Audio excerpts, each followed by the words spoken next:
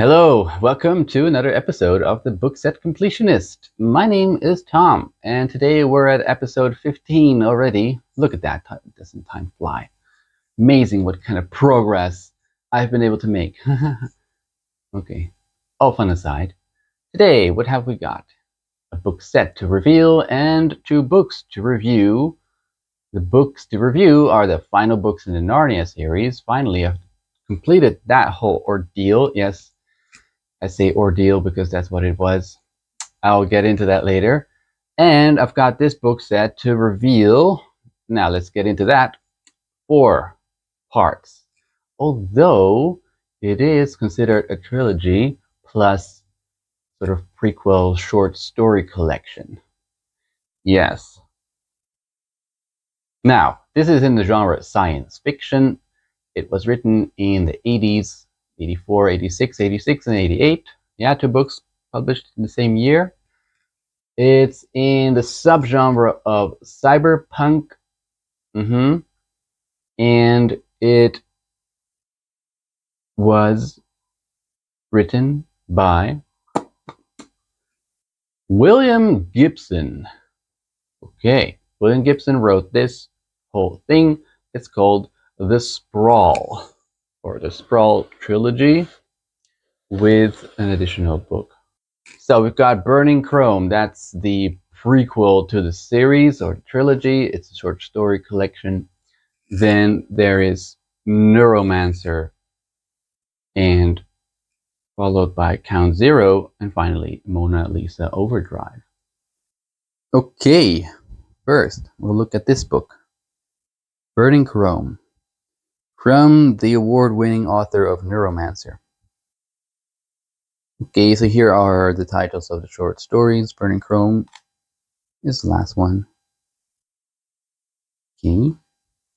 Then we've got Neuromancer. This was the start of the whole set, the trilogy.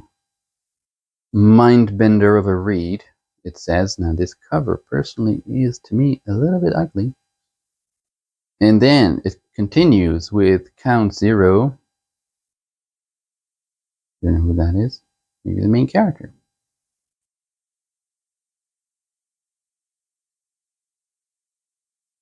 A masterly peek into the computer-obsessed electronic global ghetto, narrated in a futuristic slang-enriched vocabulary. All right, exciting. And then it ends with Mona Lisa Overdrive. There. Different person on the cover, stuff on her face. We've got Burning Chrome, Neuromancer, Count Zero, and Mona Lisa Overdrive. The first review of today's video is this one, The Magician's Nephew. This is considered part 6 in the publication order of the series, or part 1 if you consider it chronologically, because this is where Narnia gets created. And what happens here? The Magician's Nephew refers to the main characters. His name is Diggory, and his sidekick Polly. They have an uncle, and his uncle is a sort of amateur magician, and so that's a magician in that title. This uncle, Andrew is his name, he has created some rings, and with these rings, supposedly, you could be transported into a different world. And Andrew is a bit of a shady character. He doesn't really take morality very seriously. He just wants to get to his goals, and he doesn't really care what happens to other people. And so he offers one of these rings, because these rings are the means with which you can travel. You simply have to touch the ring, and then you'll be transported. You've got 2 colors. There's green rings and there's yellow rings. Green rings to get there, and yellow rings to come back, or vice versa. And so Polly, the girl, she touches the ring because Andrew didn't say anything about, okay, you know, if you touch this ring, it could be a bit tricky. I don't have any idea where you could end up. I have sent a guinea pig through this means of travel into another world, but I don't know where the guinea pig is. So Again, Andrew doesn't really care what happens to people as long as he can, perform his experiment. So um, then Diggory has to go after her, and he also touches the ring, another ring, and he goes after Polly. And so where they end up is this sort of ruinous world where there was once a great civilization, and it's now all broken up. And they enter a room where there's a lot of statues of old kings and queens, and there's also a bell in the middle of the room. And for some reason, Diggory feels he has to ring the bell, and when he does, the witch wakes up. The witch, the Empress Jadis is her name. She has, I don't know how how she ended up being mortified into a statue. Not sure, but she's now awake, and she means business. Yeah. The kids, they recognize Jadis for an evil witch, and so they try to get away from her, but Jadis doesn't let them go. She touches one of the kids as they try to touch the rings again to get out of that world. But as when you touch somebody who touches a ring, you also get transported along with them, and that's what Jadis does. And so when they end up back in London, yeah, you can imagine what happens when a magical being like a witch ends up in a modern day city, although modern day this does take place in the late 19th century. Um, and although the witch has lost her powers, she's still very tall and very strong, and so she stands out from everybody else, and she's very commanding in her behavior, and she still thinks she's uh, a fearful character that people want to follow, and in the way they do. So there's a lot of chaos in London because this witch is rampaging around and doing all sorts of crazy stuff. And the kids again try to get the witch out of there.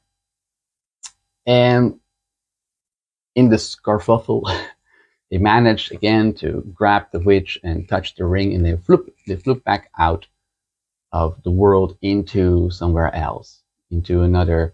There's this little in-between area of a forest with lots of pools, and in these pools you can get to another world. Yeah, so an interesting concept where you have like a portal into different worlds, um, and an interesting concept where you have magical creatures ending up in the real world. That's all good, but that's only the first half of the book, and that's kind of where it stops being interesting. After this, we get back to we get back to Aslan. Aslan, yeah, is not my friend. I think Aslan is an annoying character, but Aslan is right in this process of creating Narnia. So the kids visit Aslan, and Aslan has like a blank canvas in front of him, and he creates everything. He creates the whole sky. It's like the Genesis story, like in the Bible, of course, because once more, there are biblical references in this book, and this one is pretty obvious. What they don't know is when they transport it into this world where Aslan was doing his thing, the witch managed once again to come with them, and that causes a problem because the witch is evil. Yeah, although she's pretty weak at this point. And so Aslan senses that and say, hey, what have you done? You've brought with you a witch. How could you do that to my perfect, pristine world? Oh my God, how could you be so careless? Okay, yeah, so again, Aslan seems to identify a problem, but instead of just managing it himself, because he can't he? He's literally creating a world at this moment, but he cannot just say, hey, yo, witch, leave. Eject yourself out of this world. I'm busy making something amazing. I'm busy making Narnia. So no, he doesn't do that. It's unclear why not, because he obviously can.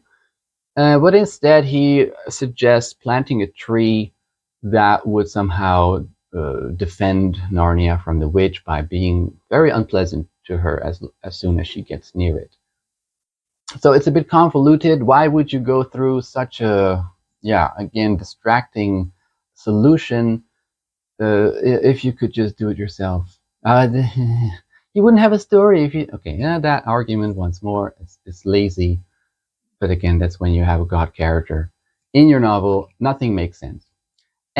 So to plant a tree is Aslan's idea. He cannot just plant a tree. He needs a seed. And somehow he cannot make that seed. No, the seed needs to be collected from a faraway place. And so he sends Diggory on a mission on his unicorn. No, at this time it's a Pegasus horse, flying horse. And he guides or just tells Diggory where to go. And this is a journey, but because it's on horseback, flying horse, it's not all that difficult. And so when they reach this place where Diggory can find the seed, it's like the Garden of Eden. That's where there's a big garden, there are lots of trees and fruit and stuff. Apples. Yeah, apples. And so Diggory is supposed to gather an apple with a seed inside it and bring it back so it can be planted. But this apple has magical powers. It has a power to heal. Also happens that Diggory's mother is sick back in the real world, and Diggory is kind of doubting his resolve. Like, can I really bring this apple back to Aslan, or can I bring it? I still have this ring, right? I could just zap out of here and bring this apple to my mom. Also in the garden, there's the witch again, and the witch is like the snake in the Bible, saying, "Oh yeah, you should do it, man. Take this apple. Just use it for yourself. Who cares about Aslan, right? Aslan sucks." So that's the whole point of this little sidestep adventure, is that Diggory has a chance to prove himself, that he doesn't have a weak will, that he's resisting this witch and her evil plans. Okay, so that happens, and he brings this apple back to Aslan, and then the tree is planted. Yeah. Mind you, this witch will eventually grow into the witch of the first Narnia book in the publication order. The witch, the Lion, the Witch, and the Wardrobe. That's the witch, the same witch. But right now, in this book, that witch is still weak because she's just entered this world. And she will eventually grow into that very powerful witch, which turns the whole Narnia into winter and enslaves the dwarves. And just makes life terrible in general. And so if Aslan lets the witch into this world, or he's allowing her to stay, basically, where he could very easily just get rid of her. Also here, he makes two people king and queen. The king is one random guy who accidentally ends up in this world, and he has a wife back home in the real world, and Aslan just snaps his paw and brings that woman into Narnia. So he can do that. He can transport people, right? So he allows the witch to stay even when he could easily get rid of her in any means possible. So why? Why, right? It makes no sense. So that's a little bit silly, but I like the first part of the book. It's an interesting concept, but overall, no, it doesn't make the series any better. And then finally, we have arrived at book 7. This is both the last book in the publication order as in the chronological one. This book was pretty fun to me, and you might be surprised to hear that after I didn't much enjoy the previous 6 parts in the series, but this one was fun. However, I don't think it was intended by the author. I mean, the way how I enjoyed it was not, I think, the main purpose of the author, Mr. Lewis's idea. Why not? If you have read this book, and I will assume that you have, I don't think you're watching all these videos to find out if you should read Narnia. I'm going to talk about what happened. Okay, what happens in this book. This book starts with a monkey and a donkey, or an ape, just to call him ape, and this takes place in the latter days of the Narnian world. There's a king, but it seems everything has sort of slowed down, and there is no real sense of progression or order, or it feels like the Roman Empire maybe at its last couple of years, although it doesn't really say how that happened. what is going on is this ape. This ape is a very manipulative character. The donkey, on the other hand, is very gullible. And so the ape is making the donkey do what he wants. And one day they come across a lion's pelt, and the ape has an idea. He wants to dress up the monkey as a lion, as Aslan, because people still know about Aslan. Aslan is revered. He is still considered the Aslan from the previous books. And the ape has the idea that if he manages to create a sort of fake Aslan, that he could use that to his advantage. And so that works. The ape trots around this donkey dressed up as Aslan, saying that, hey, look, here's Aslan. And Aslan is talking to me. Aslan says, you should do these things and these things and these things. Aslan says you should build me a house. Aslan says you should find me some food. And so the creatures in Narnia, they don't really get a close look at the fake Aslan, but they're convinced that he really is. Because there's like this wish. There's a wish that Aslan comes back, because he hasn't been around for a long, long time. And so when something that looks like Aslan finally shows up, they are very happy to accept that that's the real thing. But it's not. And so at first, the ape's requests through the fake Aslan are sort of benign and just like trying to find out where its limits lie. But at some point, the ape becomes very evil and he orders the Narnians to do all sorts of atrocious things. The Narnians just accept these orders and enact what they think is Aslan's will. But they are literally murdering the creatures in Narnia as a result. The ape has an idea to cut down the wood to sell to the Calormenes, right? The guys from the previous book, the enemies of Narnia. The ape has an idea to enslave the talking beast so they could bring all that wood to Calormen. I just still don't know how to pronounce that. So basically, you've got a lot of terrible actions that are supposed to come from Aslan that the animals and the Narnians just blindly accept because of Aslan's status. And here is where I enjoy this, in my eyes, satire of how religious people are not questioning their leaders' orders because the leaders claim that they speak on behalf of whatever god or deity they represent. Including like what happened, murder, enslavement. They're selling out the country to their enemies. And none of the Narnians, well, they think like, this sounds kind of shaky. What am I doing? It seems bad to kill the trees and the spirits in the trees. And so they do have some doubts as to what they're doing, but they don't really revolt. They don't rise up and say, hey, this makes no sense. Aslan would never ask us to do this. No, they just go on. They go on blindly, blind faith, no questions asked, no critical thought. They just go on and do it.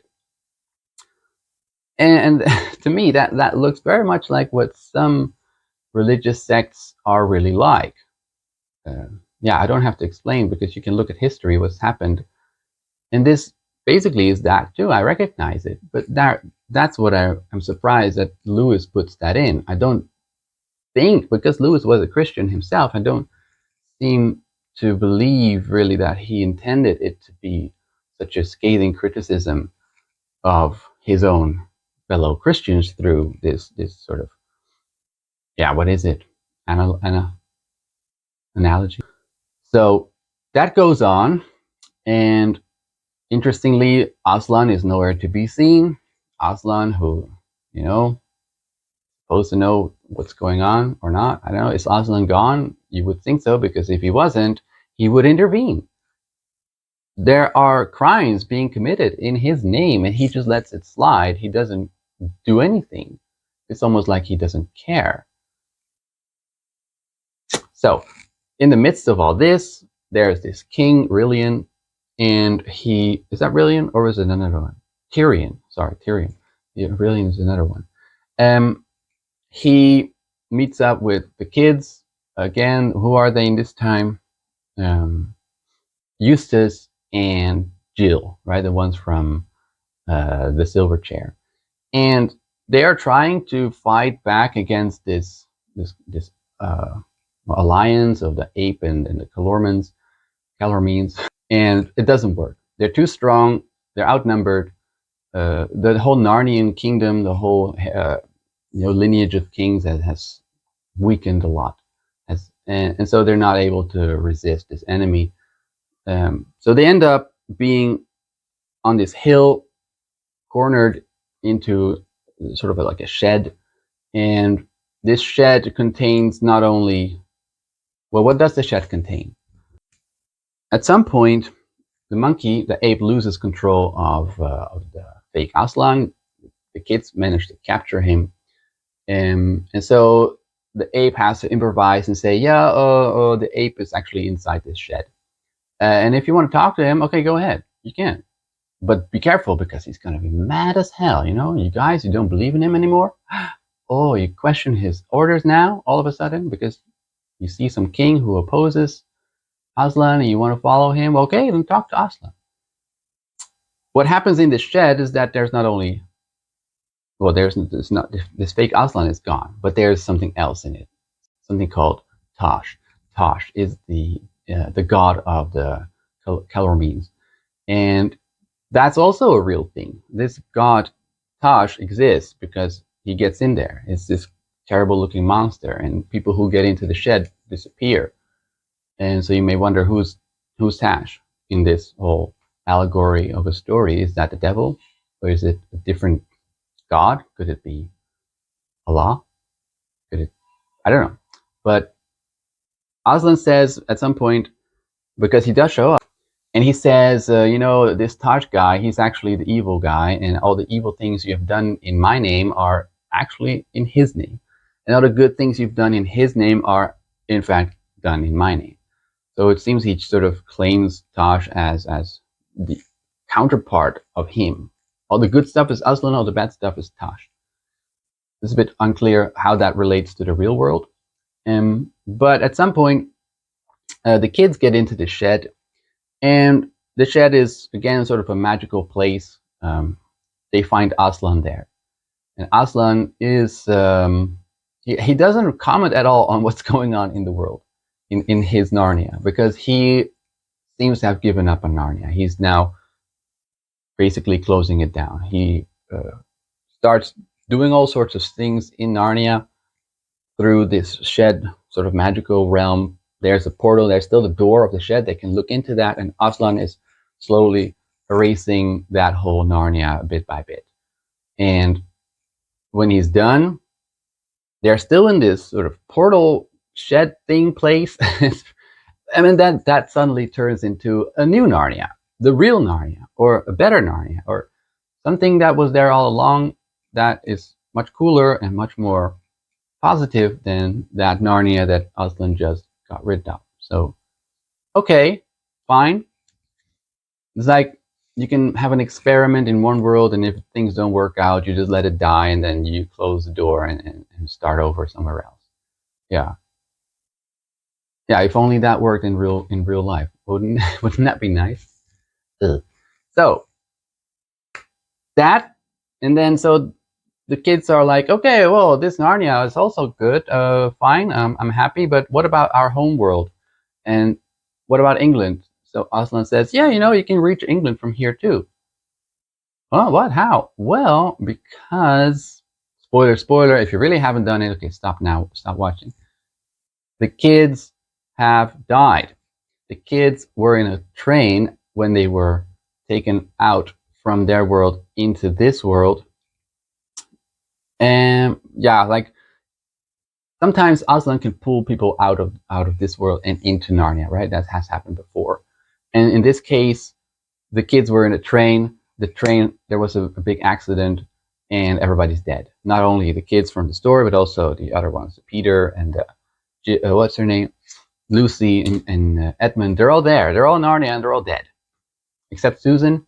Susan at some point didn't want to believe in Narnia anymore, and she kind of got separated from the other kids, and she she did not die. She's still alive, but all her siblings are dead, and she also cannot go to Narnia anymore. Okay, and people recognize that. Other readers have looked at Susan and said, well, that seems terrible. Susan has lost her whole family and she cannot go to heaven because, well, she chose a different path, even though she was very important in the first couple of books. She's done many things for Narnia, but because she stopped believing in it, she cannot go there again. So yeah, also this really happens at the final page of the book. Aslan reveals that the kids are dead and there's no response. There's no like shock or mourning or grief or anything like that. They don't even get to say anything because then the story is over. It ends. Yeah, pretty odd. Yeah. Okay, so there you go. That's it, the whole thing. Overall, I didn't like it because the main flaw for me is Aslan, this god character that can do anything or chooses not to do anything or something. And so the whole, anything that happens is meaningless because Aslan could have done something to stop it or to help people or, you know, and so there's no real motivation for anybody to really do something if they just stopped and thought about it. Like, hey, why are we doing this? Because Aslan is super powerful. He could really help us, but he's not doing it. Okay, why not? Unclear. Just for the sake of the story, because if the kids have to do it themselves, then we have a story, but the motivation is not, for me as a reader, it doesn't make any sense. So yeah, maybe if people don't really are into that thought of, okay, is this God, is this Jesus, what are their powers, should they do things or not, or should they let the kids figure it out? If you don't look at it from that angle, if it's just a story and a fairy tale and a lion, magical creatures and all fun, yeah, I'm sure kids could enjoy that. Although the last book, not so sure. It's pretty grim. So yeah, as an adult now reading this in 2025, 70 years after it was published, yeah, there are a lot of problems with it, and I don't recommend adults reading it because, well, I think they're not going to have a good time, and especially if you're not a Christian. So there you go. I'm glad I read everything and that I was able to, you know, read other people's opinions and sort of, now I know what it is, and that's it. Good, right? You want to read a lot of books so you know what other people have read and have a discussion about it. Yeah. Okay, so there you go. Aslan, goodbye. I don't think we'll meet ever again, but it was an interesting experience. Okay, thank you very much for watching and see you again in the next video.